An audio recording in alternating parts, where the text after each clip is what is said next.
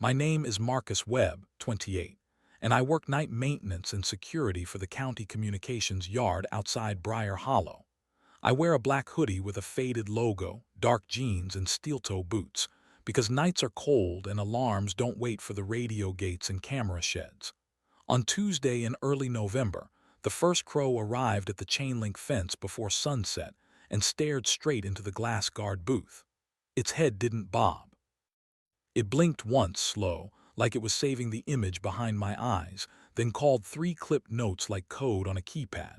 I chalked it up to winter scavenging until the rest of the birds showed. Starlings packed the power lines in perfect spacing. Pigeons circled without flapping, riding invisible air. Even the sparrows went silent. When I stepped outside, every beak turned toward my face at once as if cameras clicked. At 19:07 my phone screamed with an emergency tone I'd never heard, deeper than weather alerts vibrating my ribs. The screen flashed red. Emergency alert, avian surveillance event. Remain indoors, close curtains.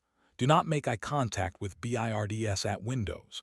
Message origin, federal oversight, then went black as lights dimmed. The yard's floodlights did flicker, but the birds didn't react. They seemed to anticipate the darkness, shifting so their bodies blocked the remaining glow. I rushed inside the booth and pulled the blinds. Through the slats I saw shadow after shadow, beaks aligned to the gaps like teeth in zipper. My radio stayed quiet, except for a faint hiss that rose and fell with the birds' wing beats. I checked the security feeds. Every exterior camera showed the same angle, my own booth window reflecting my face. No birds on screen, no yard, just me staring back in distorted, grainy loops. Then a new feed appeared, unlisted, labeled Roost 3. It displayed a view from above my street miles away, looking straight down through my roof as if the shingles were paper. I could see my kitchen table and my hoodie tossed on a chair. A crow perched on my ceiling fan. I yanked the plug on the monitor, but the image stayed, floating on the dead screen like a stain. The booth glass trembled as something landed outside. Tap, tap, tap. Not claws, beak on glass measured. A voice came through the radio, clipped and airy. Marcus Webb, acknowledge, per protocol now.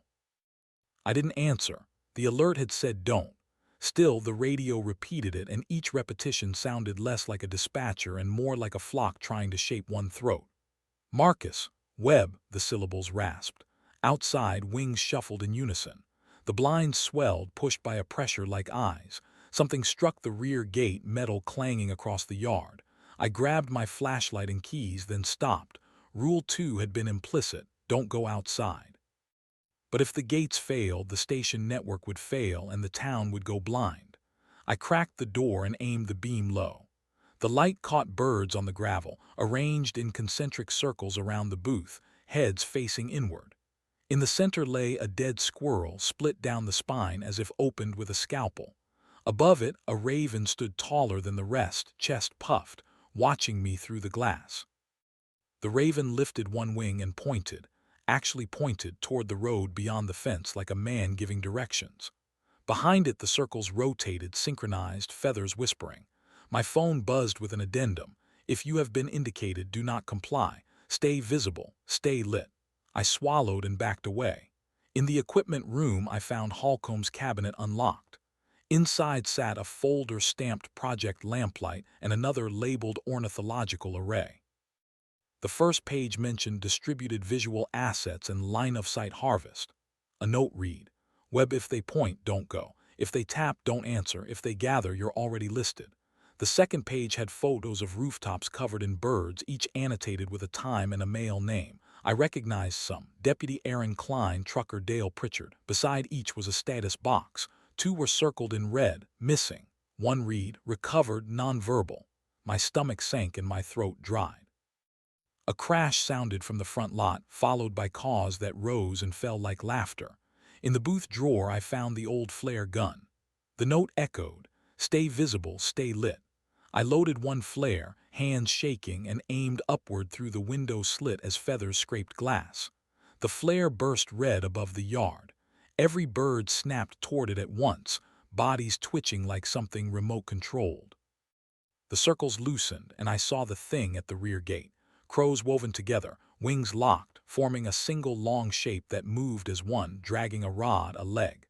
My radio squealed, then played a recording of my footsteps on the booth floor, looped. The birds outside shuffled to match, testing the rhythm, learning it. I remembered the warning, patterns feed them. I took uneven steps, 3, then 4, then 1, breaking cadence, and the flock hesitated as if I'd cheated. At 1929, the landline rang. Caller ID showed my own number. I answered silently. Static, then frantic wing beats as if a flock was trapped in a closet. A voice assembled from clicks and breath. "Look up, Marcus." Something thudded behind the booth, slow and patient, like a knuckle on wood. I looked down and saw feathers sliding under the door seal, thin as wires. They wriggled into a line that pointed toward the road like a compass needle. Outside, the raven cawed once. My monitors flashed text. "They see through them. They want you moving. Do not let them steer." Scratching started in the ceiling tiles, tiny feet dragging. My flashlight beam caught a vent cover bulging, screws slowly turning loose. Birds were in the ductwork, shifting for angles. I understood then. The flock wasn't outside the booth. It was surrounding me in 3 dimensions, harvesting sight from every gap. I skimmed the lamplight folder's last page. Coordinates for a listening point, the abandoned pump house at the forest road's end. Below it, if BIRDS successful, wolves initiate auditory capture.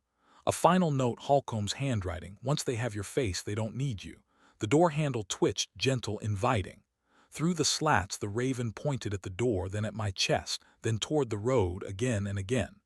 I stayed silent, eyes down, hands jittering in random motions. The flock wanted me guided out. The alert wanted me preserved. And beyond the fence, the forest waited, hearing heartbeat. I didn't go outside, not fully, not like the birds wanted, but I couldn't stay sealed in that booth either. Not with feathers worming under the door and the vent screws backing themselves out like invisible fingers. The lamplight folder read like a rulebook written after someone had already died learning the rules, and I forced my eyes to skim it without lingering on any one page long enough to feed whatever was watching through the glass. Protocol set a window discipline. Keep curtains closed. If you must observe, do it through a reflection, never direct line of sight. Protocol set B, no audible ACKNOWLEDGMENT. Do not answer your name. Do not answer any knocks, taps, or mimicry. Speech confirms presence and location. Protocol set C, light control. Maintain irregular light patterns. Do not allow total darkness. Do not strobe in even intervals. The weirdest line was underlined twice in Holcomb's pen. Do not move in LOOPS. I swallowed, stepped away from the booth window, and forced myself to walk like a drunk man doing math. 2 steps, pause, 1 step, 3 steps, pivot, stop, anything but a pattern. The flock outside rippled as if offended, feathers rubbing together in a sound like static on a cheap speaker. In the corner, my personal phone buzzed with another alert that didn't look official, black text on a white screen. Stay visible. Stay lit. Do not leave the yard. Immediately after, the station computer flashed a different message in a clean federal font. Evacuate to listening point 7, pump house. Do not delay. 2 instructions. 2 opposite directions. That's when I understood the worst part. The network itself had become a battleground, and I didn't know which side the words were coming from anymore. I grabbed the handheld thermal unit from the equipment shelf and aimed it at the ceiling vent. Heat signatures clustered inside like a living blanket, dozens of small bodies pressed together, shifting for angles, their tiny hearts thudding in sync like they'd rehearsed. The screws on the vent cover turned another fraction. I backed into the equipment room and slammed the inner door, sealing myself into a narrower, darker space that smelled of oil and dust and old electronics. The radios here were louder, closer to the base station. I keyed the mic without speaking, just pressed transmit to see if the channel was alive, and instantly heard my own breathing play back, delayed by half a second, then layered, then multiplied as if 100 mouths were trying to match it. I killed the mic and stood perfectly still for a beat, then moved again in a jagged line, refusing rhythm. My eyes fell on the yard intercom panel used for gate access. The button light blinked. Someone was outside. Then the speaker clicked and a male voice came through, trembling but familiar. Marcus, it's Dale Pritchard. You in there, man? Open up, my truck died on the shoulder. I saw birds on my hood like they were waiting. Dale was a local trucker, all elbows and nicotine and late-night jokes, a guy I'd shared vending machine dinners with when his rig broke down near the comm yard. He wasn't supposed to be here. He wasn't supposed to be alive if the file's red circles meant anything. I stared at the intercom, fingers hovering, throat tight. No audible acknowledgement. Dale's voice continued, closer now, as if he'd walked up to the booth glass. I can't see inside. It's like the light's wrong. Marcus, please open the gate. There. He cut off with a sharp inhale. A pause. Then, softer, confused. Why are they all looking at me like that? Outside, the flock shifted, and through the thin wall I heard a new sound, wings lifting as one. A sudden hush, like a theater audience going quiet before the curtain rises. Dale whispered, "They're not blinking." I gripped the flare gun so hard my knuckles burned. I wanted to shout at him to run, to get in his truck, to do anything, but I didn't trust my voice anymore. I didn't trust that speaking wouldn't be like ringing a dinner bell. Dale tried again, louder, and that's when the birds answered him, not with caws, but with a perfect imitation of the gate keypad tone, beep, beep, beep, as if they'd learned the sound that meant access. Dale laughed nervously. "What the hell?" The laugh died mid-breath. Something thudded against the fence. Then another. Not impacts, landings. Heavy bodies dropping from above. I flicked the thermal unit to the external feed tied to the yard sensors. Heat signatures blossomed at the gate in a tight ring around one human-shaped source. Dale, around him. Dozens of small hot points and then a larger, colder shape in the center like a void where heat should be. The larger shape moved with staccato precision, circling him, stopping exactly where his shadow fell. Dale's voice came through the intercom again, but the tone had changed, flattened, as if he was reading from a script he didn't understand. "Marcus," he said, too calm. "Open the gate, I'm fine. You can trust me." My stomach flipped, mimicry, not just sound now, behavior. The intercom crackled, and under Dale's words I heard faint clicking, beaks snapping, tongues working, a chorus of tiny mouths shaping consonants. "Open," Dale repeated, and there was a wetness in the word, like it was being spoken through feathers. I stepped back from the panel, eyes on the floor, refusing to look toward the booth window. Outside, Dale's boots scraped gravel, slow and deliberate, approaching the booth door. Tap, tap, tap, the same measured tapping the Raven had used. Dale's voice came again, right outside the equipment room wall, close enough I could hear his breath without speakers. "Marcus, I can see you." I froze. I hadn't gone near the window. I hadn't shown my face. Unless the birds had already taken it from earlier. Unless they didn't need direct line of sight anymore because they'd built it from fragments. The ceiling vent groaned and the cover dropped a quarter-inch. Feathers pushed through like black wire. The tapping at the outer door stopped, replaced by a soft scratching like someone drawing circles with a nail. Then Dale screamed. It was abrupt, raw, and unmistakably human, a man realizing too late that the thing wearing his voice was not interested in saving him. The scream cut off in a choking snap. Silence followed, thick and long. The radios hummed. Outside, wings settled back down in unison. I clenched my teeth until my jaw ached, willing myself not to run in loops, not to pace, not to fall into anything predictable. The intercom clicked on again. Dale's voice returned, steady and clean, as if nothing had happened. "Marcus Webb, acknowledge," it said, exactly like the earlier radio voice. I backed away, heart punching. Through the small equipment room camera, an interior lens aimed at the hallway, I saw the booth door handle begin to turn from the outside, slow, patient, certain. Like whatever stood out there had learned the mechanics and was now practicing the courtesy of entry. I didn't open the door and I didn't answer the intercom, but the building answered for me in its own way. A low groan running through the steel like a throat clearing, as if the station itself had decided to give something back. The handle stopped turning. The scratching paused. Then the radios all came alive at once, not blaring, not panicking, just breathing. Hundreds of tiny inhales layered together, feather-light and wrong. I backed into the equipment room and yanked the breaker for the hallway lights, then snapped the overheads back on in a jagged pattern. On, off, remembering Protocol C and refusing the comfort of symmetry. The flock outside rustled in response, irritated, and the vent cover finally gave up, dropping to the floor with a soft clatter. Birds poured through the duct like smoke given bones, starlings and crows squeezing impossibly small, landing on racks and rails without sound. They didn't attack. They oriented. Heads turned together, beaks aligned, eyes catching reflections in polished metal to steal angles of my face without looking at me directly. I kept my gaze low, using the reflection in a darkened monitor to track them, and that's when the unlisted feed blinked back on by itself.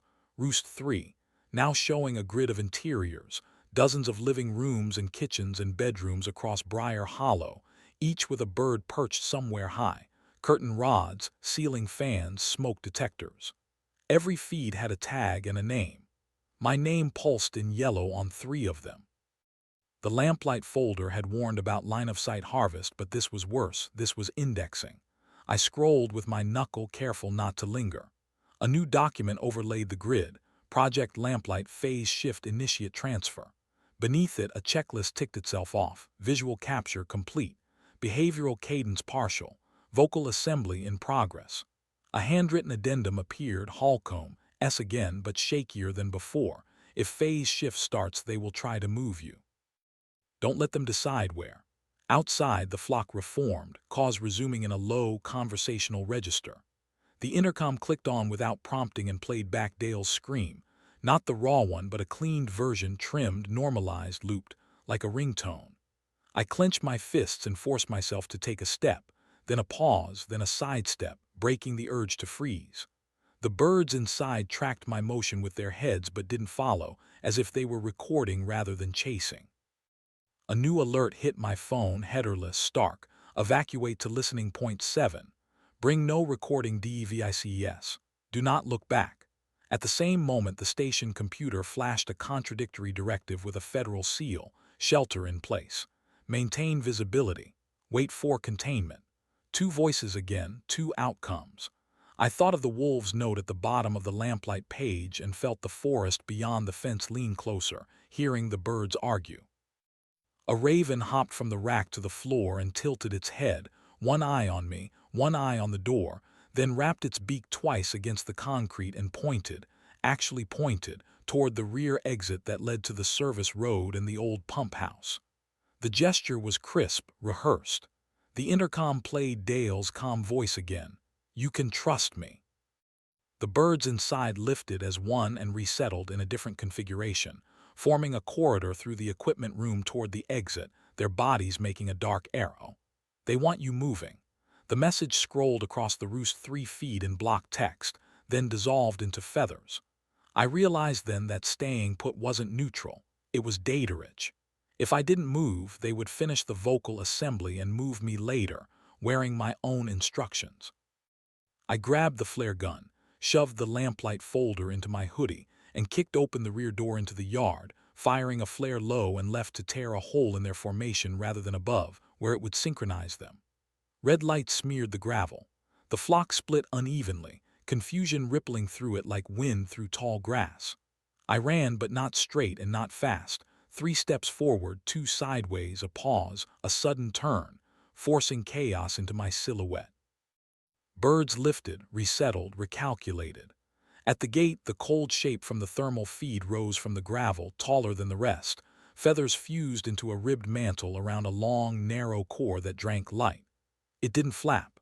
It glided, shadow pinned to my shadow, copying my stops with a half-beat delay. I cut the gate power and climbed, refusing the hinge rhythm, boots scraping metal out of sequence. On the road beyond, headlights flared. My own truck sat where I'd left it, key still in my pocket, a gift too neat to trust. The pump house lay down the service road, squat and blind, its windows boarded, roof sagging. I lobbed another flare into the trees to my right, drawing half the flock, then bolted left, then right again, zigzagging so hard my lungs burned. The cold shape followed, smoothing my jagged path into something elegant, like it was learning to dance to broken music. My phone buzzed with a new line, typed too fast to be human. Good. Keep moving, don't speak. I reached the pump house and shouldered inside, slamming the door, dropping the bar, then killing the lights and relighting them in a stutter. The interior smelled of rust and damp concrete. Old gauges lined the wall, needles frozen at random numbers. I crouched and counted breaths without cadence. Outside, the birds settled on the roof, weight creaking the beams, beaks tapping in arrhythmic clusters. The cold shape pressed against the door once, gently, then withdrew. The radio on the pump house desk, dead for years, clicked alive and spoke with a voice assembled from 100 small mouths. Marcus Webb, acknowledge. I didn't. I watched the reflection in a puddle as feathers slid under the door, aligning like compass points. The lamplight folder vibrated in my pocket with another alert. Phase shift complete. Transfer optional. Optional for now. The birds outside quieted as if waiting for a cue. From far off beyond the trees, a long, low sound rolled through the forest, not a howl but a throat clearing, a rehearsal. I understood the trap: move with them and become a root, stay and become a lens. I smashed the pump house radio with the flare gun, sparks scattering, and the birds screamed in unison, a sharp, offended sound. The cold shape recoiled. For a second, just a second, the indexing broke. I took it, kicked out the back panel, and slipped into the culvert beyond, crawling through water and weeds, forcing my body into irregularity, refusing every instinct to run straight. Above me, wings thundered and resettled, confused but correcting. The forest ahead listened.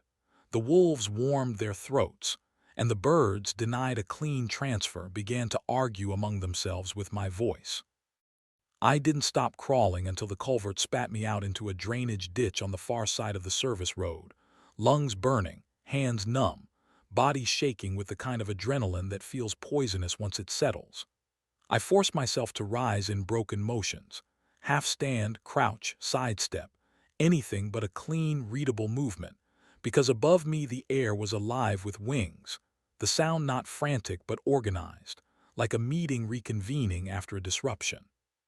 The pump house behind me creaked as weight redistributed across its roof, beams complaining under the mass of birds settling into new sightlines.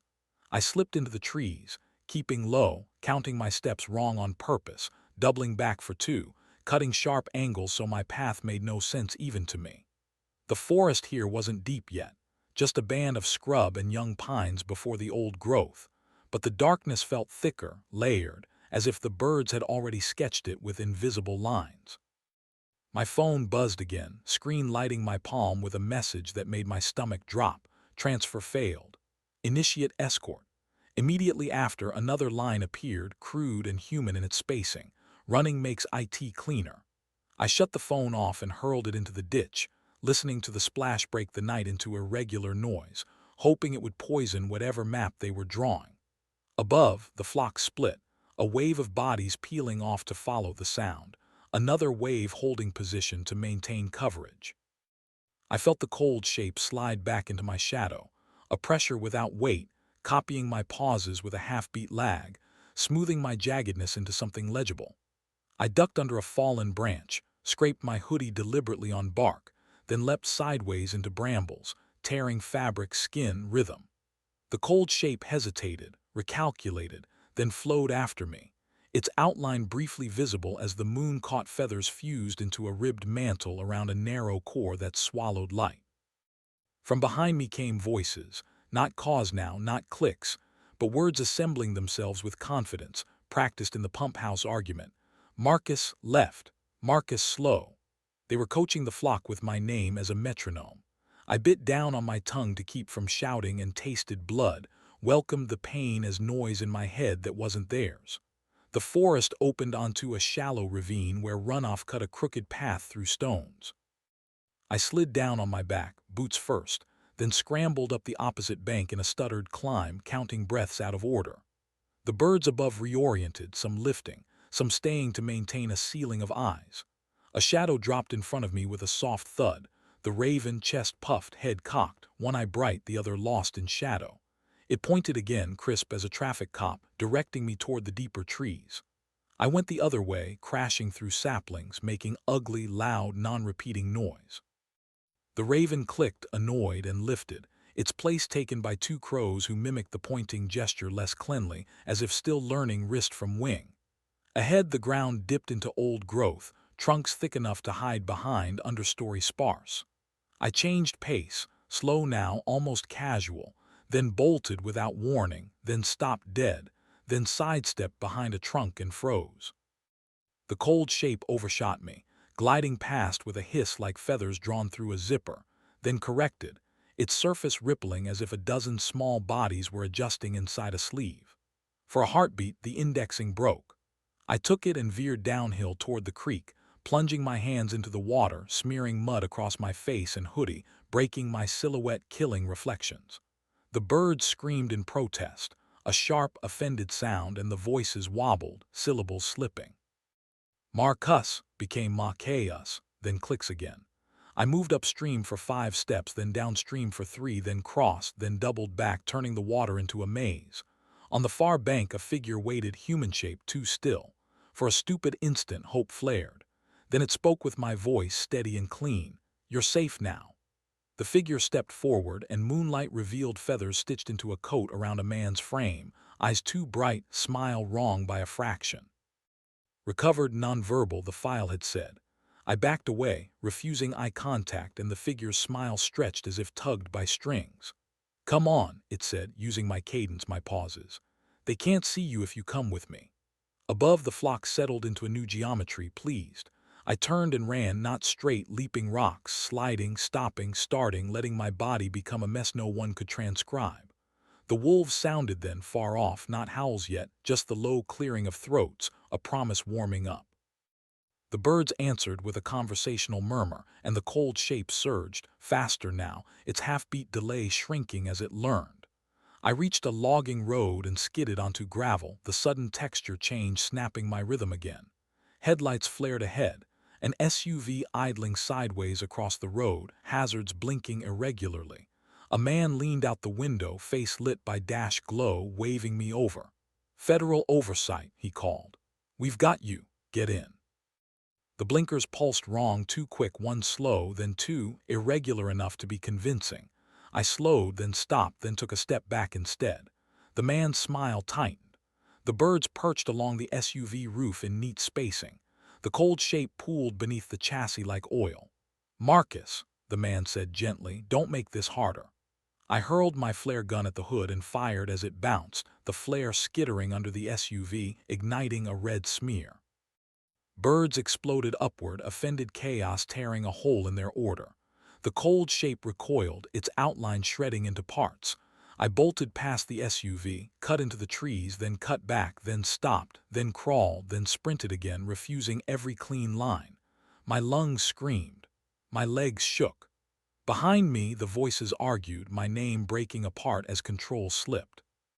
I broke through into a clearing lit by moonlight and saw the listening point sign half buried in leaves. Listening point 7, the pump house's cousin, an old concrete bunker with a steel door scarred by scratches. I didn't trust it. I circled it once, twice, then went nowhere near the door, instead diving into a bramble patch and rolling, covering myself in thorns and mud until I was a shape even I couldn't recognize. The birds reassembled at the bunker roof, frustrated beaks tapping in arrhythmic clusters. The cold shape pressed against the steel door once gently, then withdrew. From all around me, voices rose, mine, Dale S. Holcomb's, layered and coaxing, offering exits, offering rest. I kept my eyes on the ground, breathing wrong, moving wrong, existing as noise. Engines roared in the distance, real ones this time, sirens warbling in uneven patterns. The flock stiffened, irritated. The voices faltered. The cold shape thinned, pulling back into shadow. A helicopter's searchlight swept the clearing, and for a heartbeat the birds scattered, their order collapsing into simple panic. I took that heartbeat and crawled away, then ran, then stopped, then ran again, breaking myself into unreadable fragments as men shouted and boots pounded and nets hissed. I didn't look back. I didn't answer when they called my name, any of them. And when a gloved hand finally grabbed my collar and dragged me into light, the birds lifted as one and fled, offended, leaving the forest holding its breath and the wolves disappointed, throats cooling. 6 months after the night the birds tried to turn me into a root, the official story is that Briar Hollow experienced a rare migratory convergence combined with a cascading communications fault. A phrase so bloodless it feels designed to cauterize memory. And if you search long enough, you'll find a short press release about wildlife stressors and a line thanking federal partners for their assistance. Then nothing. No names, no photos, no mention of Dale Pritchard or Deputy Aaron Klein. No explanation for why half the town boarded their windows for weeks and never quite took the boards down. I spent 17 days in a concrete ward under fluorescent lights that never turned off, monitored by men who introduced themselves with last names only and asked questions that felt like tests disguised as concern. Did I still see birds when I closed my eyes? Did I feel compelled to follow pointing gestures? Did I recognize my own voice when it wasn't mine? They told me Project Lamplight had been sunsetted, that the ornithological array had been reconfigured, that no further avian surveillance events were anticipated. Then they confiscated my phone, scrubbed my social accounts, and made me sign a stack of papers promising silence in exchange for relocation assistance that arrived as a single envelope of cash and a new address far from trees. I took a maintenance job at a logistics park where the buildings are steel and glass, and the only wings you hear are from airplanes. And I keep the same uniform, black hoodie with the faded logo, dark jeans, steel-toe boots, because routine helps me remember which version of myself I am. I don't answer my name in public if it's called from behind, and I never move in loops. I vary my pace on stairs. I stop at odd intervals in hallways. I refuse to let my body become a sentence someone else can read. The men check in less often now, but when they do, they ask if the alerts have stopped. I tell them yes because I've learned that telling the truth feeds things that shouldn't eat. The alerts haven't stopped. They changed. They arrive as blank screens that hum for 3 seconds before going dark, as reflections in elevator doors that show a crow perched where there is no perch, as the soft tap of a beak on glass when I'm certain the windows are sealed. Once a week, without fail, at 2:14 a.m., my TV turns itself on to a channel with no signal and displays a single line in a font I recognize from the lamplight folder: "Stay visible. Stay lit." I leave a lamp on in every room, but I never let the lights settle into a pattern. I turn them off and on in uneven clusters until my hands ache, because symmetry is a kind of invitation. 3 months in, I noticed the pigeons on the logistics park roof arranging themselves along the edge with perfect spacing, heads angled just enough to catch reflections from the office windows. I filed a maintenance report about droppings and avoided looking up. 4 months in, my neighbor, a man who works nights loading trailers, asked me why birds were tapping his windshield at the same time every morning, and if I knew anything about it. I told him it was seasonal behavior and changed my walking route so I'd never pass his car twice in the same way. 5 months in, I received a package with no return address containing my old notebook from the comm yard, the one where I'd written the alert language word for word, the margins now filled with tiny arrows and notes in a hand that looked like mine but rushed, as if written by someone learning my pressure and slant. On the last page, a single sentence had been added: "If they can't steer you, they will stand where you look." I stopped going to parks. I stopped standing near windows. I learned to read using peripheral vision and reflections, to watch the world like it was a dangerous animal that might bolt if stared at too hard. The cover-up held in Briar Hollow. Most people accepted the story because people prefer explanations that end. But the birds didn't leave. They thinned, spread, learned new perches. Reports filtered through forums before being deleted. Starlings lining power lines to mirror house numbers. Crows tapping 3 times on doors and waiting. Pigeons clustering around empty houses whose owners had moved away without telling anyone.